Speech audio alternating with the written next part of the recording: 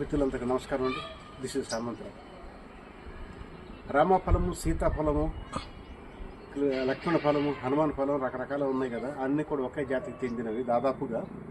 అయితే మన సీతాఫలం ప్రతి ఒక్కరికి తెలుసు, మార్కెట్లో లభ్యమవుతూ ఉంటాయి, అందరూ కూడా కొనుక్కుంటూ ఉంటారు, తింటూ ఉంటారు, బాగానే ఉంది, మంచి టేస్టీగా ఉంటుంది.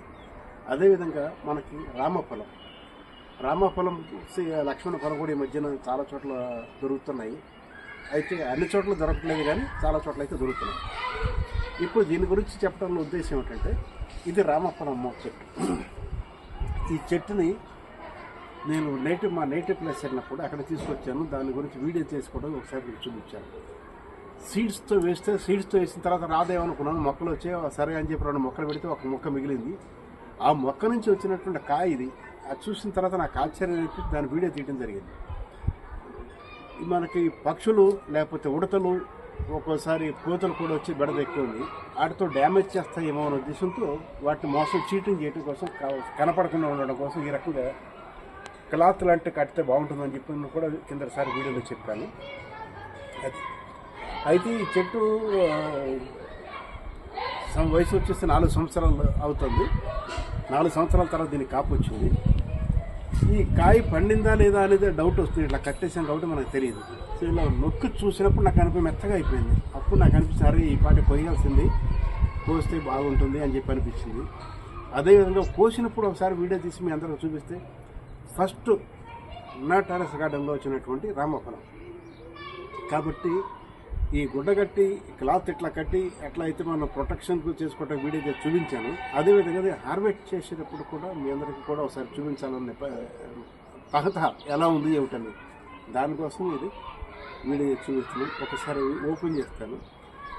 ఓపెన్ చేయటానికి ముందు కూడా, ఓపెన్ చేస్తూ కూడా కొన్ని విషయాలు మనం మాట్లాడుకోవాలి. అదేమిటంటే, సీతాఫలం ఇవన్నీ కూడా మనం కాయలు కోసేసి మనం పండేసుకుంటాం ఒకసారి పచ్చికొన్నప్పుడు. సో అదేవిధంగా ఈ రామఫలం కోసిన తర్వాత మనం పండేసుకోవటం బాగుండదు, సరిగ్గా బాగుండవు. కాబట్టి చెట్టును పండితేనే బాగుంటుంది. చెట్టును పండాలని చెప్పంటే చెప్పాను కదా, అప్పటి వరకు జాగ్రత్తలు తీసుకోవాలి. ఈ రకమైన క్లాత్ కట్టేసి అని.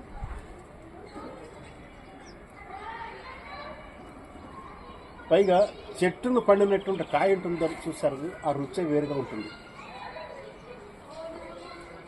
ఏమైనప్పటికీ ఒకే ఒక్క కాయ కాసింది, తొలిసారిగా కాసింది.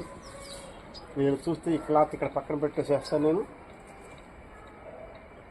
కాయ చూడండి ఎంత బాగుందో, దీని కలర్ చాలా బాగుంది కదా. సరే, దీన్ని ఇంతకీ రామఫలాన్ని కత్తిరితో కట్ చేస్తారా, చేస్తూ విరుస్తారా అనే విషయం కూడా మనకు తెలియదు. అయినప్పటికీ మెత్తబడిపోయింది కాబట్టి ఇలా ఒకసారి తిప్పి చూద్దాం మనం.